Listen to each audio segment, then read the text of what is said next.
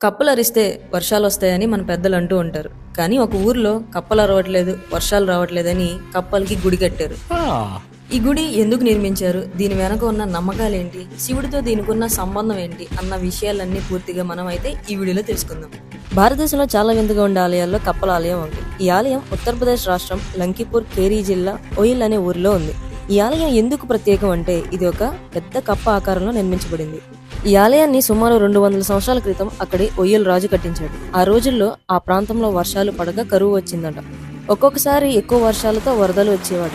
ప్రజలు చాలా ఇబ్బందులు పడ్డారు. అప్పుడు రాజు పండితుల మాట విని ప్రకృతి సమతుల్యంలో రావాలంటే ఈ ఆలయం కట్టాలి అని నిర్ణయించుకున్నాడు.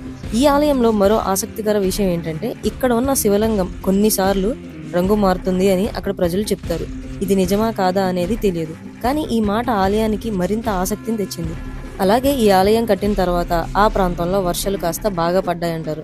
ప్రతి సంవత్సరం మహాశివరాత్రి రోజున చాలా మంది భక్తులు ఈ ఆలయానికి వస్తారు. ముఖ్యంగా రైతులు వచ్చి మాకు వర్షాలు పడాలి, పంటలు బాగుండాలి అని శివుడిని ప్రార్థిస్తారు. ఇప్పటికీ ఈ ఆలయానికి చూసేందుకు చాలా మంది దూరం నుంచి వస్తుంటారు. ఈ కప్పగుడి అనేది ఒక సాధారణ ఆలయం కాదట. ఇది ప్రకృతి, వర్షాలు, వ్యవసాయం అన్నిటినీ కలిపి చూపించే ఒక ప్రత్యేకమైన ఆధ్యాత్మిక భావన.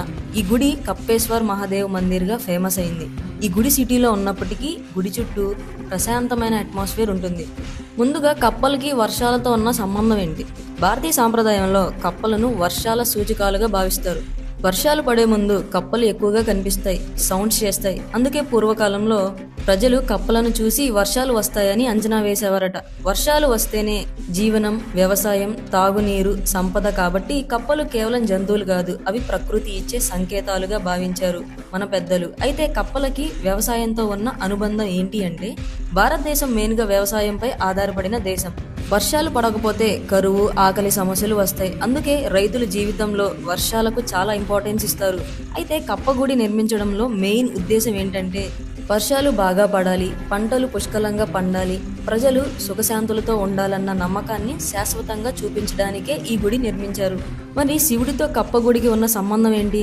శివుడు ప్రకృతి శక్తికి ప్రతీక. అంటే నీరు, మేఘాలు, వర్షం, నాశనం, పునర్జన్మ అన్నీ శివతత్వంలో ముడిపడి ఉంటాయి. అందుకే ఈ గుడిలో కప్పలను శివలింగంతో కలిపి చూపించారు. ఇది ప్రకృతిని గౌరవిస్తే శివుడు కూడా ప్రసన్నమవుతాడు అనే సందేశం ఇస్తుంది. పూర్వకాల నమ్మకాలు అండ్ సాంప్రదాయాలు ప్రకారం పూర్వకాలంలో కరువు వచ్చినప్పుడు ప్రజలు కప్పల పెళ్లి చేయడం, కప్పలకు పూజలు చేయడం, వరుణ దేవుణ్ణి ప్రార్థించడం వంటి ఆచారాలు ఫాలో అయ్యేవారు. ఈ గుడి అలాంటి నమ్మకాలకు ఒక శాశ్వత గుర్తుగా నిలుస్తోంది.